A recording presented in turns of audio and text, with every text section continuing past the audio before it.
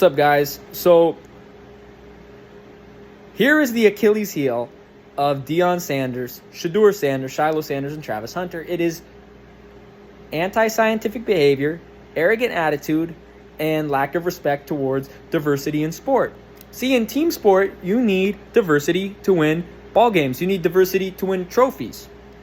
And the Deion fans, the Deion bandwagon fans and sycophants, the Deion stans, shall I say, and the University of Colorado, in terms of their American football program, they preach an anti-diversity platform. You see, different nationalities have different positive attributes in terms of sport. West Africans are fast. Polynesians, Slavs, Scandinavians, Germanics, Balkans, who else? Caucasians, as in like Turks, Armenians, Azerbaijanis, Iranians, Georgians. They're good at strength. You know, each East Africans are good at endurance, right? Each nationality, Mexicans are good at endurance. Each nationality has positive attributes in terms of sport and negative attributes in terms of sport.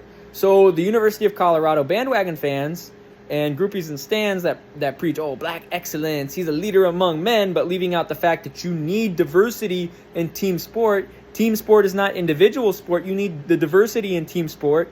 You need a mix of different nationalities on your team to be successful. And they don't appreciate the beauty of diversity in sport. That is their Achilles heel. The arrogance and the clout chasing and the anti-scientific behavior and the lack of respect for diversity in sport and the science behind the fact that you need diversity in team sport and that team sport is not an individual sport, that is their Achilles heel. Because while West Africans have great genetics for speed due to their myostatin deficiency, they have evolved right next to the equator. And for the populations that have evolved right next to the equator, again, these populations usually tend not to be as good at roles and jobs and positions in sport that require strength. If you look at the strongest populations in sport, strongest populations in the world, the populations with the best gene polymorphisms, they either were travelers, oceanic maritime travelers, who migrated across the Pacific Ocean, or they are populations that are farther away from the equator, way farther north of the equator. So when you take that into account, when you take the populations in sport, the populations in the world that are best known for strength, are either the descendants of maritime travelers, or they're the populations which are located farther away to the north of the equator.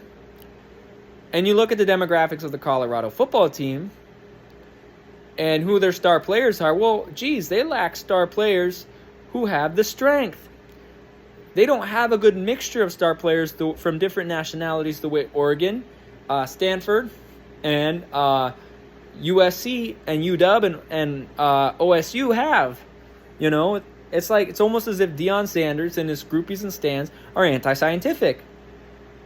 Why? Because in American football, there are positions like O-line, D-line, linebacker, fullback, tight end, long snapper, punter, that require significant strength. And when you don't have the gene polymorphisms for strength, again, and when most of your players don't have the gene polymorphisms for strength, you lose. So they're saying, oh, it's notable, he's signing all these quarterbacks, all these other players, safeties, whatever. Well, what O-line and D-line are you signing? What tight ends and fullbacks and linebackers are you signing? Because I can guarantee you, if you're not signing dudes with good strength, then how will your secondary, your defensive backs, your tailbacks, and your receivers flourish?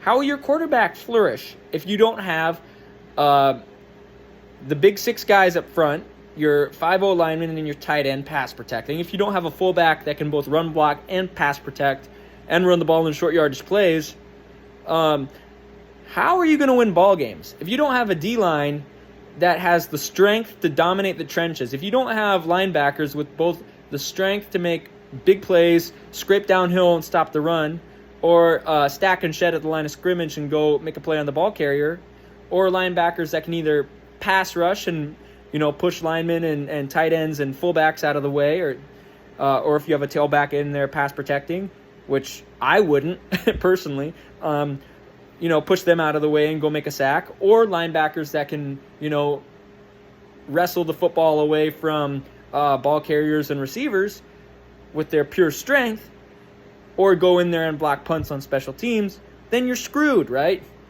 You're screwed.